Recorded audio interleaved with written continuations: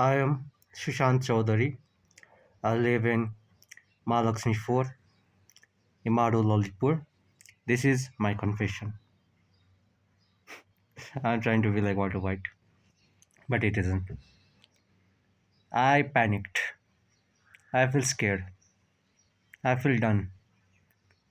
But I realize that it's okay. There's nothing to worry. It is recoverable, and nobody will know. Nobody needs to know. Only few people. That are my friends. That I'm and I.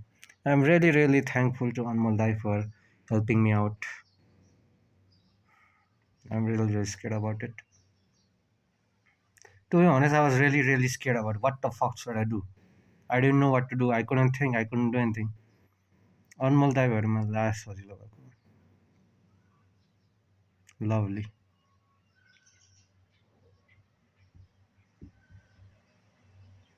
Hey, Sana.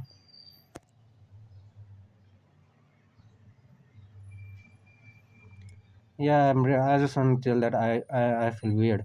Like म चढाइरहेको थिएँ होइन मलाई लाग्यो म सक्दिनँ भनेर त्यहाँदेखि try गरौँ न भनेर गएको गरेको आई डोन्ट नो मलाई लाग्छ मलाई झ्याप्प ब्रेक हाने हो कि क्लचमा समाते समाते गरेँ स्वाट्ट लडिहालेँ मलाई लागिरहेको थियो म सक्दिनँ भने हो रहेछ दाइलाई पनि दिनुपर्ने रहेछ मलाई कस्तो दुःख लागिरहेछ पैसा गयो मुड नि खराब भयो त्यस्तो आई रियली फिल स्याड क्या लाइक ओभरअल रमाइलो भइरहेको थियो अनि किन त्यस्तो भएको क्या अच्छा मेरै गल्ती थियो भन्नु त I feel really really sad धेरै नै दुःख लागिरहेछ मलाई त अति नै दुःख लागिरहेछ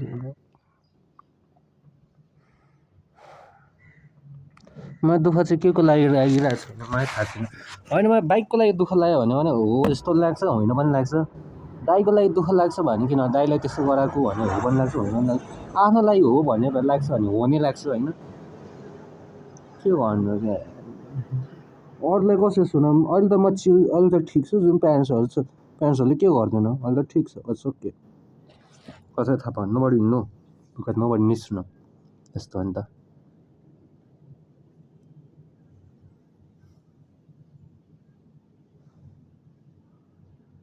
यो चिजले खाइरहेछ भने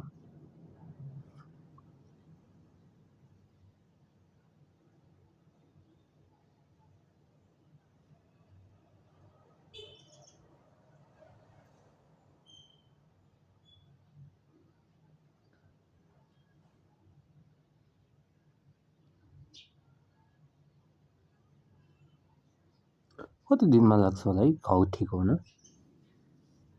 खुट्टाको घाउ